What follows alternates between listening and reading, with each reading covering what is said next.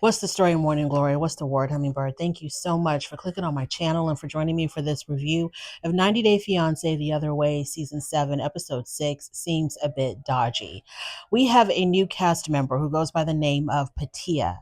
So, Patia is 58 years old from Dallas, Texas, and she is a stripper. And she has been stripping since the tender age of 21. She said that she started stripping because she needed the money at the time, but what I want to know is what kept her going for over 30 years? What kept her in the game for so long? She talks about how stripping keeps her body toned, it keeps her physically active. I'm like, no, girl. There's got to be another reason why you decided to stay in a young woman's game for over 30 years, because there's Pilates and the gym to keep toned. And yes, you can still definitely dance, but to still be a stripper until you're 58 years old, that's interesting. That's very, very, very interesting. Maybe she's like, maybe she keeps doing it. Maybe she's making more money now than she ever did before because she's like an attraction. You know, people go to this particular club or wherever club she was working at the time because they know that there's going to be the 58-year-old stripper, the geriatric stripper is, dancing at such and such club. And maybe that brings in more revenue for the club and it brings in more money for her because people are like, we've got to check this out. Maybe that's why she keeps doing it because it's financially successful for her. I don't know. I'm just guessing. Because I think I would feel some kind of way I would feel some kind of way working around women who are half my age. And I'm like the oldest one in the bunch. She is dating 38-year-old Dylan from Australia. He is a plumber by day and a stripper by night. So he is also in the game of stripping. I guess the highlight of his career was when he was the MC for the Thunder Down Under, which is a male strip review show in Las Vegas. He was the MC for that. He wasn't one of the dancers, I don't think, because he said that he was just the MC. So he met Patia while he was living in Las Vegas at the time. She was also living in Vegas, I believe. And that's where they met. And that's where their relationship started. They were together for 12 years, or they've been together for 12 years. They used to live together in Las Vegas for 7 years. But then, because of issues with his visa, I guess he had a work visa that maybe expired or something, he had to go back to Australia. Then she moved back to Texas. 4 years ago, they attempted to live together again in Thailand, but they were only able to live together for a year. So, this move to Thailand that they did 4 years prior, he had begged her to quit stripping and move to Thailand with him. And he had promised her this soft life. He was going to take care of her and she wouldn't have to work. Well, when they got to Thailand, he couldn't find a job. They started arguing, and she said it was a very toxic relationship at that time. So they ended up breaking up, and she came back to Texas, came right back to dancing, and he went back to Australia. A lot of okay, so they broke up because she returned back to Dallas. Now she says she is taking another chance on love, and she's going to leave her whole entire life behind in Texas and start all over again in Australia with her new man. Her nephew comes over, and she's talking to her nephew about her relationship to Dylan, and we find out that they have broken up 20 times. They've broken up 20 times. They're both strippers. And so a lot of their arguments were about jealousy. Okay. A lot of their arguments were about jealousy. A few years ago, she says that Dylan actually proposed to her, gave her a ring and everything, but he really wasn't ready to get married. And so he took the ring back.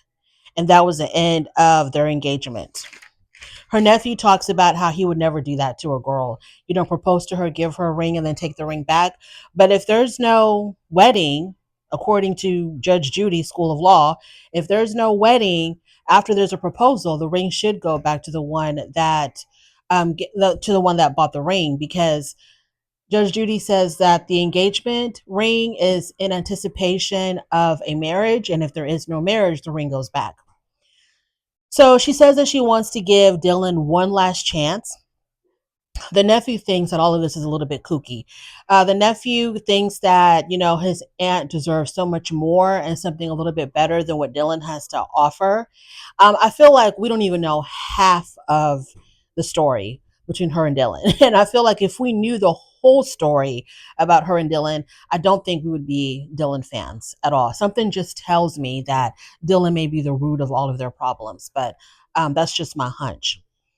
She starts crying while she's talking to her nephew because she's probably looking back at all the years that she wasted on this man. You know how you can live your life and make certain decisions that you think were best, but then when you're telling this to someone else, everything that you've been through, as you're telling the story of all the decisions that you've made and what you went through, you're like listening to yourself and you're like, wait a minute, I sound crazy.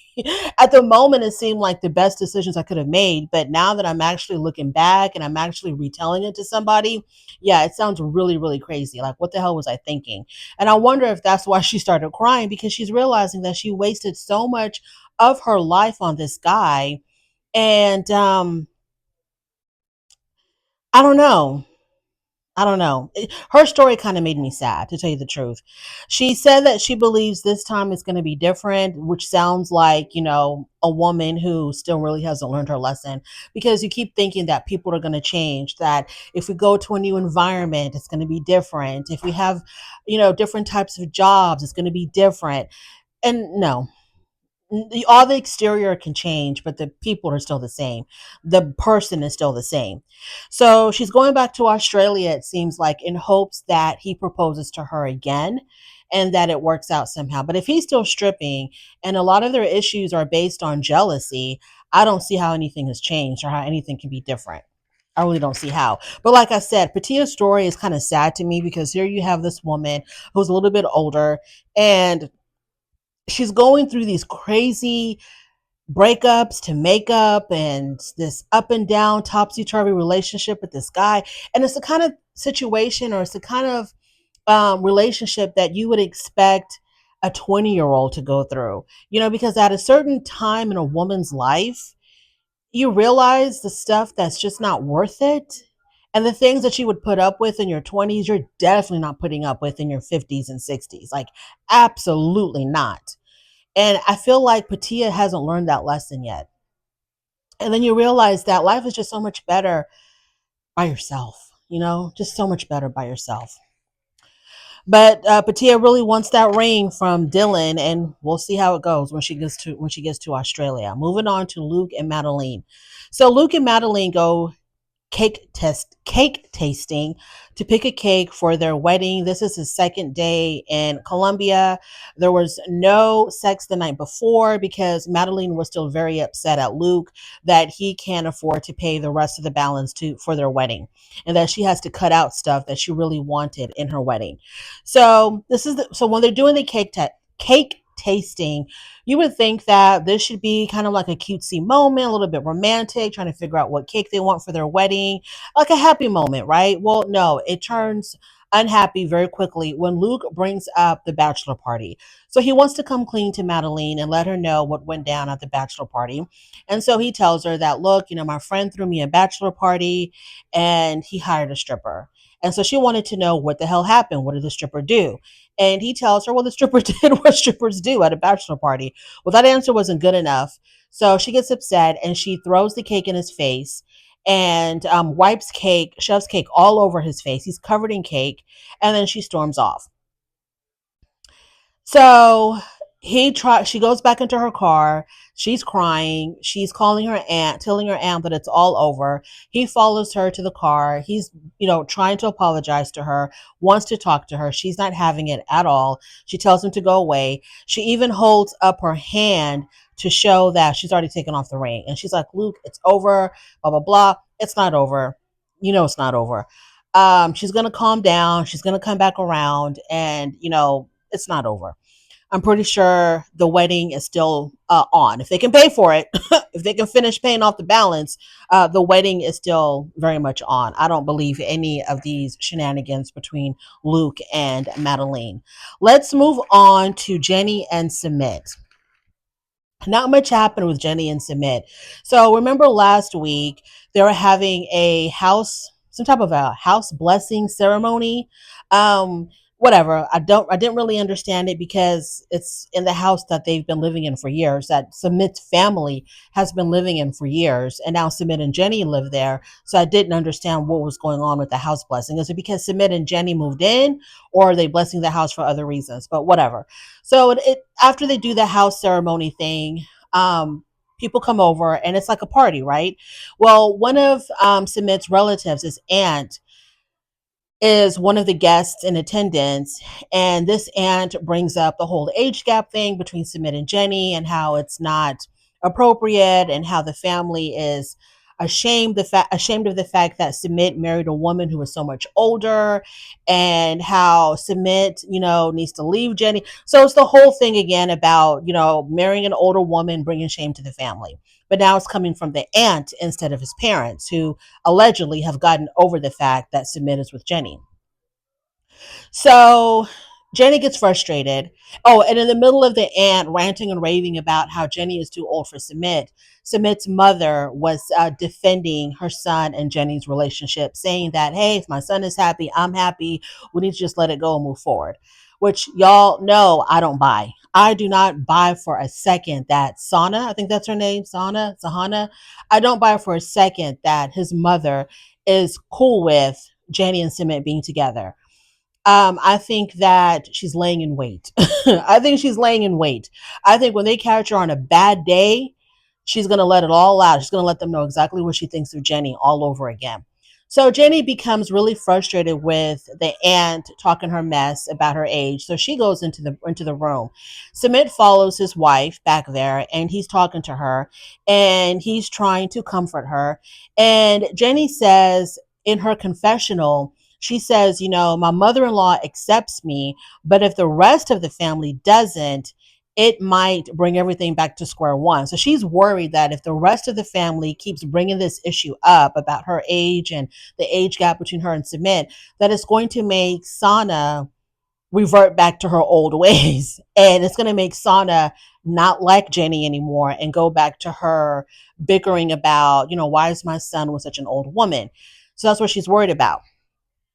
For Jenny to worry about that lets you know that Jenny herself is doesn't feel very secure that Sana has really accepted her and Sumit's relationship. Because if she believed that Sana was 100% on board and supportive, she wouldn't worry about the relatives changing her mind and her mind reverting back to the way it used to be. She wouldn't worry about that. I think Jenny knows that the mother-in-law's support is on shaky ground and it's very fragile. And like I said, I don't think that Sana has accepted Jenny and Sumit. I think that she just chose not to fight a losing battle because Sumit is not going to leave Jenny. So Sumit comforts her and reassures her that everything is going to be all right. Moving on to Greta and Matthew. Snooze fest.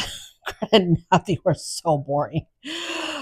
Okay, so Matthew's parents arrive home. Remember when Greta had arrived, the parents were out. And now they're back home. And so she greets them. They give her a very warm welcome. His parents seem to be very like accepting and loving of Greta. And like they're really, really happy to see her. And I'm like, Greta, how could you say horrible things about these people? Because remember, Greta talked about how because her childhood was so messed up and her mom died when she was only 5, that um, she's never really like felt comfortable around families.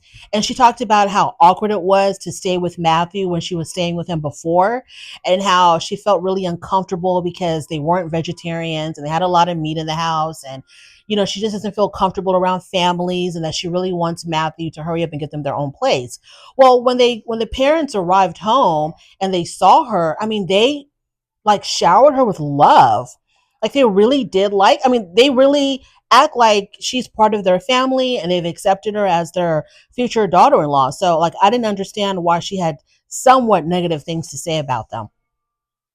So Greta, after they, loved on her and everything, was like she kind of was eating her words basically. She showed how appreciative she was of them for allowing her to stay there. In her confessional she says, yeah, y'all, I forgot I forgot how warm and loving his parents are. You forgot? Hmm. I don't see how you can forget that. I don't see how you can forget that. So they present her with a vegan cake, this very decorative cake that they have bought to celebrate her return back to the UK. And I'm like, these people are really, really sweet. So they have the cake and everything. And Greta, okay, so when her and Matthew end up going to bed, she talks to Matthew about how she didn't feel very welcomed because his room wasn't ready and prepared for her. And he was like, "What do you mean?" And she says, "Well, I have nowhere to put my clothes. Your clothes are everywhere. Your clothes are in the drawer. I have nowhere to." And he was like, "Girl, do whatever the hell you want to do with this room. I don't give a damn. Put my stuff outside on the porch if you want to. I don't care. Do whatever you want to make this room your own." And he's like, didn't understand it. And so I'm just thinking to myself, maybe his brain is just wired differently. Men's brains are different from women. So with a woman, and if you are anticipating a guest, you're going to go above and beyond to make them feel welcomed and clear all the space for them. But to a guy, he's probably not even thinking that. You know what I'm saying? So I don't know. I'm not trying to make an excuse for Matthew, but when he was like, I don't care, that told me that he really didn't even think to like prepare the room for her. It didn't even cross his damn mind. Okay. So I'm like, cut him a little bit of slack. So he told her, do whatever the hell you want to do with this room. I really don't care. So the next day, Matthew treats her to a spa day. Greta says that, back in Oklahoma, she gets weekly massages. And he's looking at her like, and what the hell does that have to do with me? Because I'm not going to be paying for weekly massages. That's unrealistic. And then she comes back with, well, is it unrealistic when you bought a new engine for your car that really wasn't needed? Was that unrealistic? So then he kind of looked at her like, I know you didn't go there with me. And so they kind of have this little fight where he feels like, well, first of all, he tells her, if you're expecting to be living in the lap of luxury, that's not going to happen over here. And she's like, well, so you think I'm a gold digger? You think I'm with you just for your money? Because you don't have any. So obviously it's not that. And he's like, well, sometimes I feel like you just don't appreciate me, don't appreciate all that I do. I have no idea what they were arguing about. Okay, because they know each other. Okay, Greta, you know what his pockets are like. And if she's some pampered princess and he didn't know it, I mean, I don't know what's going on there.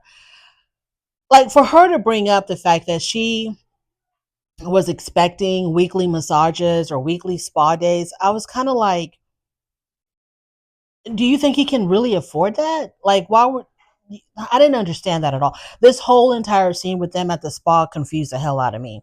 So he basically was like, "You don't really appreciate me," and then she tells us, "Well, I can't believe he would say that because um I don't even know what she said, y'all. I don't think it even really matters because it really wasn't that interesting. Matthew and Greta, I'm going to need you to step it up. Otherwise, I'm going to cut y'all completely out of my damn reviews because y'all are giving me nothing to work with. Thank you so much for joining me. I really do appreciate it on your way out. Please don't forget to rate the video. If you like this content, subscribe to my channel, and I'll definitely talk to you later.